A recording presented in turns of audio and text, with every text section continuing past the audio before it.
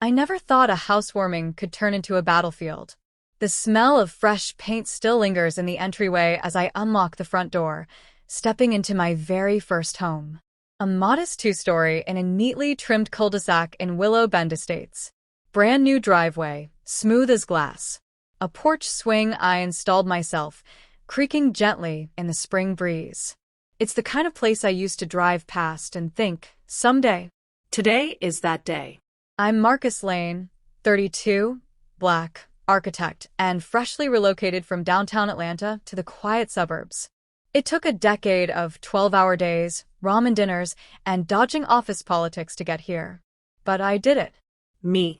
No generational wealth, no shortcuts, just sweat, talent, and grit. The neighbors wave when I move in, tight-lipped smiles and cautious glances. Mostly white, older, the kind of folks who jog with matching golden retrievers and decorate for every holiday. No one says anything rude. No one says much of anything, really. But I notice the way the couple across the street, the Millers, pause their gardening every time I bring in another box. Still, I don't let it bother me. Not yet. The housewarming set for Saturday, just family and close friends. My mom's bringing her famous peach cobbler, my little cousin's got a playlist queued, and I've got enough barbecue to feed a football team. It's my celebration. A fresh start. But 2 days before the party, a note shows up on my door. Folded paper. No envelope.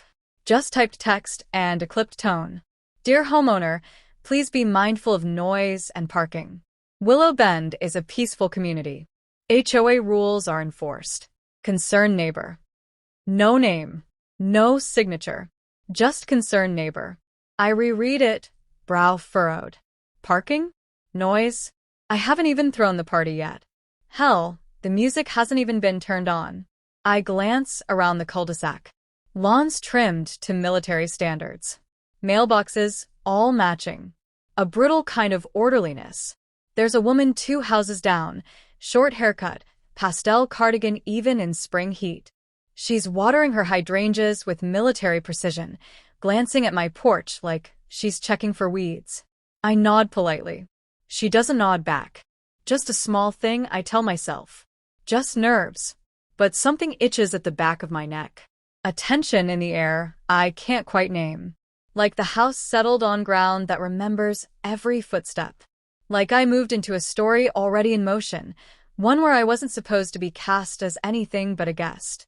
Still, I shake it off. I've fought bigger battles to get here. I tuck the note in my kitchen drawer. Saturday, I tell myself. Saturday, I celebrate. I don't know yet, but she's already watching, already planning. And she's about to make sure I never forget that this house, this piece, wasn't meant for me. Not if she has anything to do with it. Saturday arrives in a blur of sunshine and laughter. My front yard is alive. Folding chairs on the grass, kids playing tag around the mailbox, and the smell of ribs and jerk chicken in the air. The Bluetooth speaker hums with old-school soul, and for a moment, everything feels perfect. Familiar faces, warm hugs, clinking glasses. My mom's already cutting slices of peach cobbler, telling stories louder than the music. It's joy. Black joy. Loud, unapologetic, and earned. But across the street, curtains shift. I catch it in the corner of my eye, the faint twitch of floral drapes moving just enough to reveal a face. Her. Same pastel cardigan. Same stiff posture. Same watchful eyes. She steps onto her porch mid-afternoon. Arms crossed, mouth tight. She watches the party like it's a crime scene. A clipboard in one hand, phone in the other. Who's that? My cousin Malik asks, following my gaze. Neighbor, I say flatly. Haven't caught her name. She doesn't smile, doesn't wave, just stands there, like she's counting how many people walked onto her street. Then she starts taking pictures. Clicks of her phone camera, subtle, but deliberate. I see her zoom in on the parked cars lining the curb. My uncle's F-150. My aunt's beat-up Camry. Even the rental van someone took to bring extra chairs. I walk to the sidewalk, calm but firm. Is there a problem? She blinks, caught off guard. Then her lips tighten further. Just documenting. The HOA has rules. Everything's within reason. No one's blocking driveways. Music's under city ordinance. She doesn't answer. Just looks me over like she's filing me into a spreadsheet labeled other. I'll be speaking to the HOA, she says, voice sharp. You should familiarize yourself with the handbook. Page 14, noise disturbances and unauthorized gatherings. Unauthorized? I chuckle, but there's no humor in it. It's a housewarming. I live here. She shrugs. So do we all. And we like to keep it quiet. A beat. She walks back inside, without another word. I turn to Malik. He mutters, damn. That's Karen with a capital K. The rest of the party moves on, but my mood sticks in place. I try to shake it. But as night falls and the crowd thins, a squad car rolls down the block. Real slow. It doesn't stop, just creeps past with headlights grazing my porch. 2 white officers in the front seat. One of them raises an eyebrow as he drives by. No lights.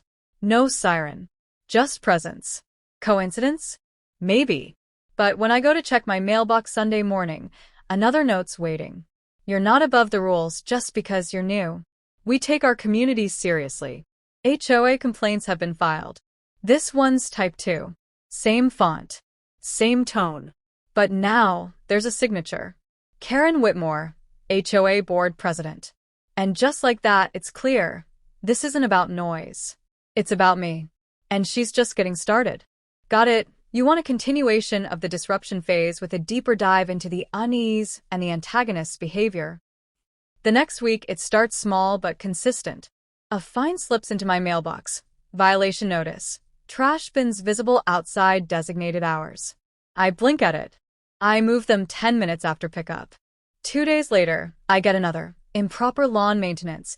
Grass height exceeds HOA regulation. I measured it myself. It's an inch shorter than my neighbor's. I walk the street comparing lawns. Greg from next door has weeds curling out of his driveway. No fine on his door. Carol's been sat out a full day after pickup, nothing. Just me. At first, I wonder if I'm imagining it. Hyper-aware. Sensitive. But then, I spot Karen again, clipboard in hand, squinting at my yard like it's a crime scene. She walks past without speaking. Just scribbles something down. My gut twists. That night, I flip through the HOA handbook, trying to make sense of it. Half the rules are vague. Maintain aesthetic harmony. Avoid disturbances to community tranquility. It's subjective. Arbitrary. A playground for people who want control. And Karen? She's clearly playing. Saturday morning, I catch her in the act. She's standing at the edge of my property, staring at the garden hose I left coiled near the porch. A full 5 feet from the curb. She pulls out her phone, snapping a photo. I open the door. Morning. She jumps slightly, then recovers. Good morning. Just doing my HOA walkthrough. Is there an issue with my hose? She smiles tightly. It's unsightly. We encourage discretion with yard tools. The HOA has standards. So does common sense. Her eyes narrow. Excuse me? You've walked past 3 houses with dead Christmas lights still up, but you're worried about my hose? I'm doing my job, Mr. Lane. Her voice is clipped. I stare at her, heart thudding. Not just from the confrontation, but from the realization. This isn't about hoses. Or bins. Or grass. It's about control. And something about my presence here. A young black man in a house that looks too new, too nice, too earned, rattles her. Still, I keep my tone calm. Let me know when you start enforcing those standards equally. I close the door before she can reply. Inside, I pace the living room. A thought gnaws at me. If she's bold enough to do this in daylight, what's she doing when I'm not watching? I set up a Ring camera that night. Installed 2 more near the garage and porch. Not paranoia, just precaution. The next morning, my trash can is tipped over. Contents scattered like a warning. No wind. No raccoons. Just a silent message. She's escalating. And she thinks she's untouchable. But she doesn't know. I've started documenting, too. By the 3rd week, the notes go from typed to handwritten. Blocky cursive scrawled in black ink. This is a family neighborhood, not a block party zone. Please tell your guests to stop lingering outside after dark. Your music is not appropriate for this community. I reread that last one 3 times. My playlist? Mostly Stevie Wonder, Anita Baker, a little Kendrick, but nothing louder than a Sunday sermon. Still, the message is clear. Not appropriate. Not welcome. I show the notes to my friend Tasha, a civil rights attorney who's seen more of this than most. She's not saying it, Tasha says, but she's saying it. What? That she doesn't like soul music? Tasha raises an eyebrow. That she doesn't like you bringing blackness into her cul-de-sac. Joy, laughter, culture.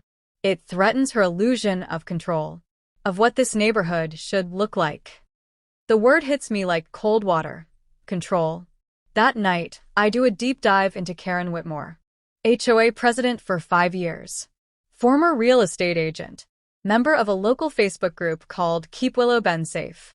The group's public page is all community pride and property value awareness, but dig a little deeper and it's mostly complaints about outsiders, unwelcome guests, and non-compliant homeowners. Code for people who look like me. The more I search, the more the pieces fall into place. Complaints about noise when Black families have visitors. Anonymous calls to code enforcement. Next-door threads complaining about rowdy teenagers every time a brown face walks down the street.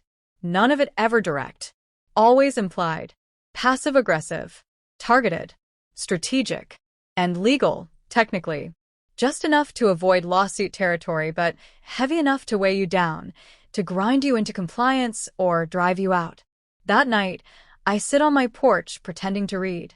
Karen walks by, clipboard clutched like a badge. She pauses when she sees me. Out enjoying the evening, she asks. Beautiful night, I say, not looking up. You might want to reconsider how many guests you have over on weekends. People are starting to talk. I set the book down. Are you people? She flinches. I'm just trying to preserve the peace, she says, her voice tightening. We have a standard in Willow Bend. A reputation. I stare at her. Peace isn't just silence, Karen. Sometimes it's letting people exist without being policed. She turns on her heel, but not before I see it. Just a flicker. Disdain flickering behind a stretched smile. And something else. Fear. Because she knows I'm onto her now. And I'm not playing defense anymore.